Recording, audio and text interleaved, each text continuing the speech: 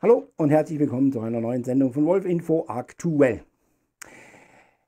Wer entscheidet, ob die Wölfe in Deutschland weiter Überhand nehmen oder ob sie reguliert werden? Die Politik, genau. Und deshalb versuchen wir zumindest mit unserer begrenzten Zeit, jetzt öfter auch die Informationen über die politischen Veranstaltungen bzw. die politischen Ereignisse euch darzustellen, euch näher zu bringen. Dank Richard Schmelzer haben wir die Information bekommen, dass am 8.10. bei der 30. Sitzung unseres Bundestags eine Befragung stattfand, und zwar die Befragung der Bundesregierung zum Thema Wolf.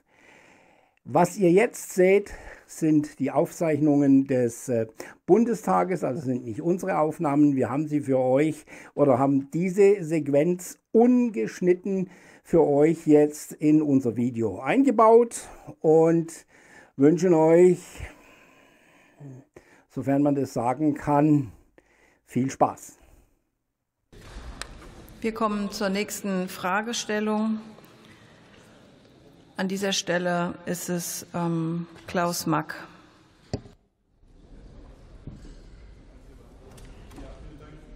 Präsidentin, meine Frage richtet sich an Herrn Bundesminister Schneider.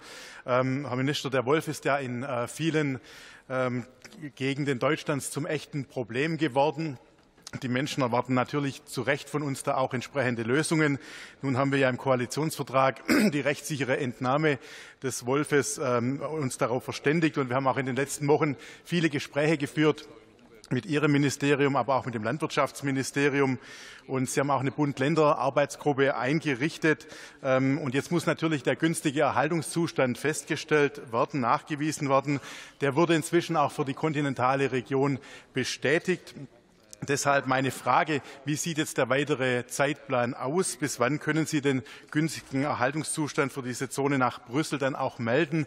Und wie sehen Sie dann dort den weiteren Zeitplan, was die Prüfung und eine Antwort betrifft?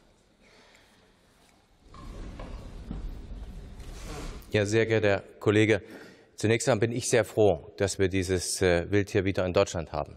Und dass der Schutz unserer Umwelt, unserer Natur dazu geführt hat, dass auch Wildtiere in Deutschland sich niederlassen und wir im Einklang, dass der Versuch natürlich wieder mit ihnen leben. Es gibt auffällige, gar keine Frage, die sind heute auch schon bereits entnehmbar.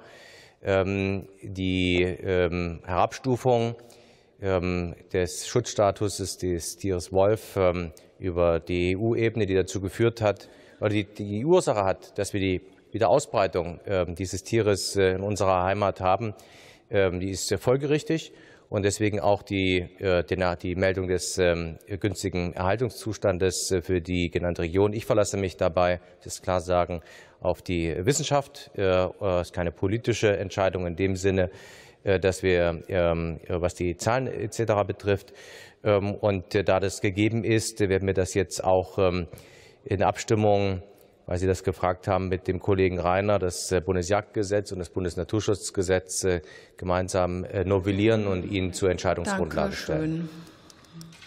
Die Nachfrage.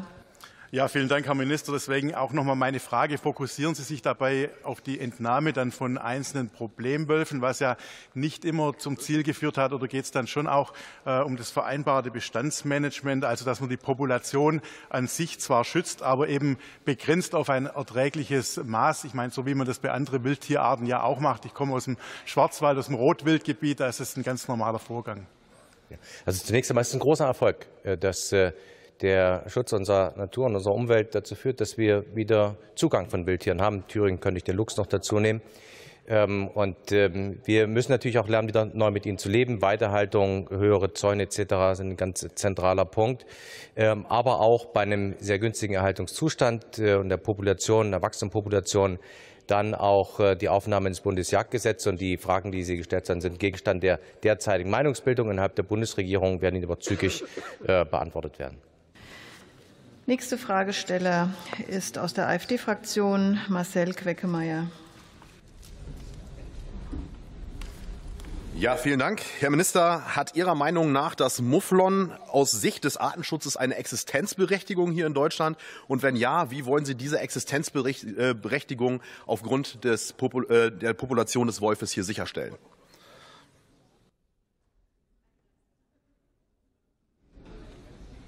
Die Frage beantworte ich Ihnen gern schriftlich.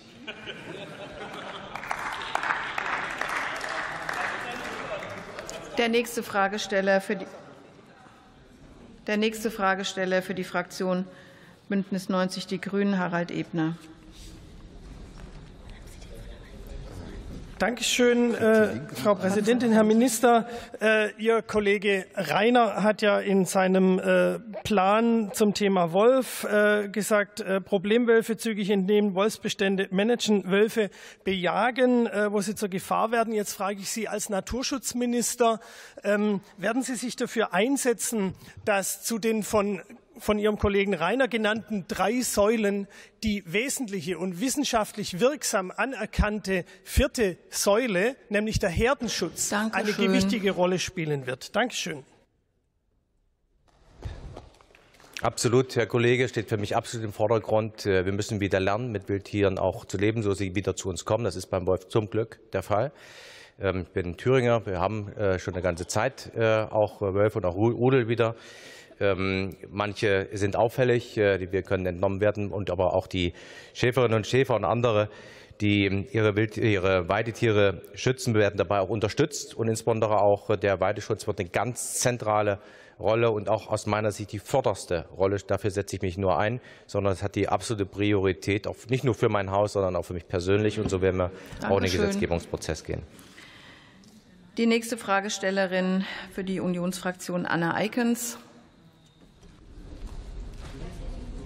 Herzlichen Dank, Frau Präsidentin. Sehr geehrter Herr Minister, ich würde auch noch mal gern konkret wissen, die nächsten Schritte jetzt bei uns in Deutschland auf nationaler Ebene, die wir hier angehen müssen, um ein aktives Wolfmanagement bei uns vor Ort zu ermöglichen, und vor allem auch den zeitlichen Rahmen, bis wann wir dies angehen wollen. Herzlichen Dank.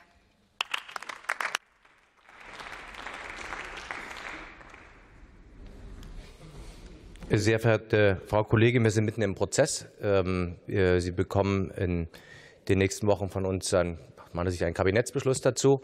Und ich bin noch Ende Oktober auf der Umweltministerkonferenz, wo es auch um die Frage dann der landesgesetzlichen Umsetzung geht. In einigen Ländern ist das schon voran, aber wir haben Fortschritte gemacht, um das mal deutlich zu sagen. Die Natur ist ein Stück zurückgekommen. Und darauf können wir stolz in unserem Land sein. Und jetzt leben wir mit dieser Natur und den Wildtieren und nicht nur gewöhnen uns an sie, sondern müssen auch Regularien treffen, wie wir gemeinsam gut miteinander leben. So, wir kommen damit zum Schluss dieses Tagesordnungspunktes. So, das waren jetzt die etwas über 7 Minuten, die Bundesregierung zur Verfügung stand, um Fragen zu beantworten.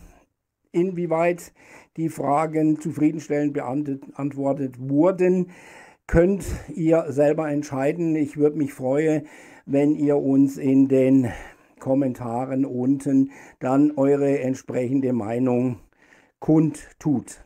Als denn verabschiede ich mich mit dem üblichen Sprüchlein: Passt auf euch und wenn ihr habt, ganz besonders auf eure Tiere auf.